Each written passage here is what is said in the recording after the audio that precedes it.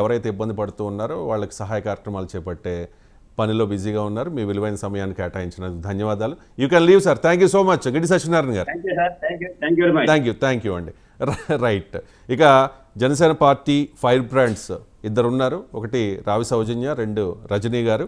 So వీళ్ళిద్దరూ కూడా party లైన్ని చాలా సమర్థవంతంగా టీవీ ఛానళ్ళ ద్వారా లేకపోతే మీడియా సమావేశాల ద్వారా ప్రెస్ మీట్ల ద్వారా తీసుకెళ్ళడం, పార్టీ విజయంలో వీరి పాత్ర చాలా కీలకమని చెప్పాలి. ఎందుకంటే ఒకవైపు వైఎస్ఆర్ కాంగ్రెస్ పార్టీ అధికార ప్రతినిధులు ఒక రేంజ్లో కాస్త శృతి మించి అసభ్య పదజాలంతో రెచ్చిపోతున్నా కూడా ఎక్కడా కూడా సంయమనం కోల్పోకుండా చాలా అగ్రెసివ్గా తమ వాగ్ధాటితో పార్టీ లైన్ని వినిపించడం, సమర్థవంతంగా ఎదుటి వారికి కౌంటర్లు వేయడం. ఎక్కడా కూడా ఎప్పుడు జనసేన నాయకులు శృతి మించి మాట్లాడారు. మనం చూసాం జగన్మోహన్ రెడ్డి ఆదేశాలు మేరకు ఏ రకంగా వైఎస్ఆర్ కాంగ్రెస్ పార్టీలో ఉన్న సీనియర్ నాయకులు, ముఖ్యంగా రోజా అవ్వచ్చు, అంబటి రాంబాబు అవ్వచ్చు, పేర్ని నాని అవ్వచ్చు, గుడివాడ అమర్నాథ్ అవ్వచ్చు, చాలామంది ఏ రకంగా పవన్ కళ్యాణ్ని విమర్శలు చేశారో మనం చూసాం. కానీ ఆ అవమానాలన్నీ భరించి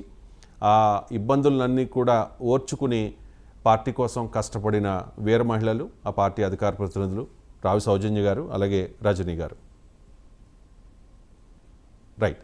అలాగే కాళపాలెం బుజ్జి గారు కూడా జాయిన్ అయ్యారు. ఆల్రెడీ ఇంట్రడ్యూస్ చేశాను నేను. బుజ్జి గారు మీతో తర్వాత మాట్లాడతాను. మీరు mega fan, I know. Right, మాట్లాడతాను. సంపత్ నాయక్ గారు కూడా మాతో జాయిన్ అయ్యారు.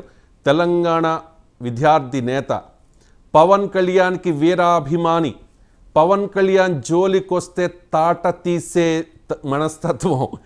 ఓయూలో ఆయన ప్రసంగాలు అందరూ చూస్తూ ఉంటారు. పవన్ కళ్యాణ్ గారు ప్రత్యేకంగా సంపత్ నాయక్ గారిని పిలిపించుకుని మరీ పక్కనే నిలబెట్టుకుని సంపత్ నాయక్ గారి పోరాట పటిమ గురించి, పార్టీని ఆయన తెలంగాణలో క్షేత్రస్థాయిలో ఏ రకంగా విస్తరింపజేస్తూ ఉన్నారు, పార్టీ కోసం ఎలా కష్టపడుతూ ఉన్నారు అనే దాని మీద కూడా మనకి తెలుసు. ఈయన తెలంగాణలో కూడా పోటీ చేశారు. పోటీ చేయడం మన ముఖ్యం, పార్టీని క్షేత్రస్థాయిలో బలపరచడం అనేది ముఖ్యం. గెలుపోవటముల తర్వాత అనుకున్నారు. వాస్తవంగా పోటీ చేసిన తర్వాత జనసేన పార్టీ తెలంగాణలో పెద్దగా ప్రాబల్యం చూపలేదు. కానీ ఇప్పుడు పరిస్థితి మారింది. ఇప్పటికీ కూడా సంపత్ నాయక్ గారు ఇక్కడ తెలంగాణలో పార్టీని బలోపేతం చేయడానికి ప్రయత్నం చేస్తూ ఉన్నారు. అధినేత ఆదేశాలు మీకు ఉన్నాయి. పవన్ కళ్యాణ్ గారితో రెగ్యులర్గా టచ్లో ఉంటారు. సంపత్ నాయక్ గారిని ఇంట్రడ్యూస్ చేస్తూ ఉన్నాను. అండ్ ఫస్ట్గా ముందు వేరే మహిళలతో మాట్లాడదాం. రైట్, చిన్న టెక్నికల్ ప్రాబ్లం, మీరు మాట్లాడచ్చు. సో ఇవాళ పవన్ కళ్యాణ్ గారి బర్త్డే, మీ ఆరాధ్య దైవం.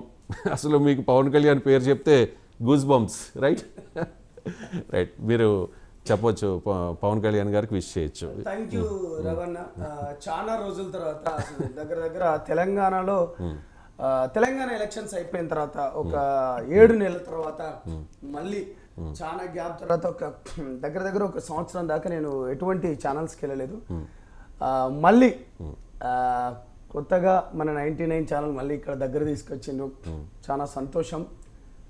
ఏం చెప్పమంటారు నాకు, పవన్ కళ్యాణ్ గారి గురించి ఏం చెప్పమంటారు, ఎక్కడి నుంచి చెప్పమంటారు అంటే, పార్టీ పెట్టి 10 ఏళ్ళు అవహేళన గురించి చెప్పమంటారా, లేకపోతే రాష్ట్రంలోనూ కేంద్రంలోనూ ఒక రాజకీయ చాణక్యుని లెక్క ప్రభుత్వాలు తెచ్చిన గురించి మాట్లాడమంటారా, లేకపోతే చీత్కారాలు, అవమానాలు, కుటుంబం గురించి, 3 పెళ్ళిళ్ళ గురించి దాని గురించి మాట్లాడదామంటారా, దాన్ని మొత్తం అణగదొక్కి, దాన్ని మొత్తం కూకటి వేలతో పెకిలించి, దాన్ని మొత్తం బొందలో తవ్వి పెట్టి ఇవాళ ఆంధ్రప్రదేశ్ రాష్ట్రానికి ఒక కొత్త స్వర్ణయుగం లెక్క, ఒక హిట్లర్, ఒక ముస్సోలిన్, లేకపోతే ఒక నరరూప రాక్షసుణ్ణి, ఒక రావణున్ననల్ల వాడిని మొత్తం బొందబెట్టి ఇవాళ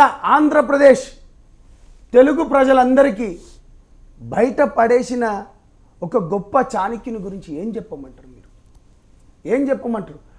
కడుపు నిండిన వానికి అన్ని కలలే ఉంటాయి. కడుపు ఆకలితో మలమల మాడుతున్న వానికి ఒకటే కళ ఉంటుంది, అది ఆంధ్రప్రదేశ్ రాష్ట్ర ప్రజల, తెలుగు ప్రజల కళ.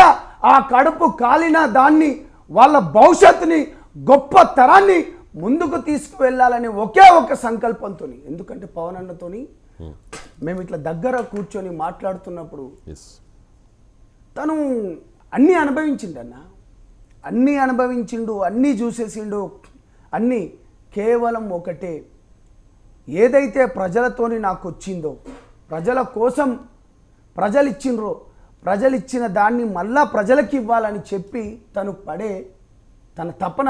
మేమిద్దరం దగ్గరుండి ఆఫీస్లో, ఇదే బంజారా హిల్స్ ఆఫీస్లో ఇట్నే కూర్చొని మాట్లాడుకునేటప్పుడు ఎప్పటికీ చెప్తుంటాం, మేమిద్దరం మాట్లాడేది ఎప్పుడు మాట్లాడినా ప్రజలు, జీవితం, ప్రజాసేవ, ప్రజలను ఏ విధంగా డెవలప్మెంట్ చేసుకోవాలని.